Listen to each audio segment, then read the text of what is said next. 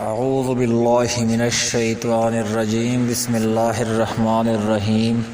حضرت ابو درداء رضی اللہ سے روایت ہے کہ نبی کریم صلی اللہ علیہ وآلہ وسلم نے فرمایا، کیا تم لوگوں میں سے کوئی ایک رات میں 1/3 قرآن پڑھنے سے عاجز رہ سکتا ہے؟ لوگوں نے کہا، 1/3 قرآن کس طرح پڑھے گا؟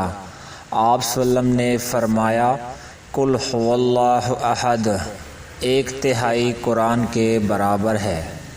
فوائد: اس حدیث میں سورہ اخلاص کی فضیلت بیان کی گئی ہے کہ اس سورت کی تلاوت کا ثواب قرآن کے 1/3 تلاوت کے ثواب کے برابر ہے، اور یہ اللہ کا بڑا فضل و کرم ہے۔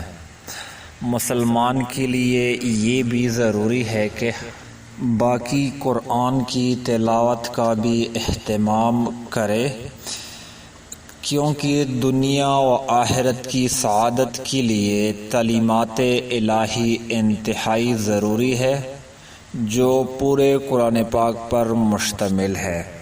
اللہ پاک ہمیں ان باتوں پر عمل کرنے کی توفیق عطا فرمائے، آمین ثم آمین۔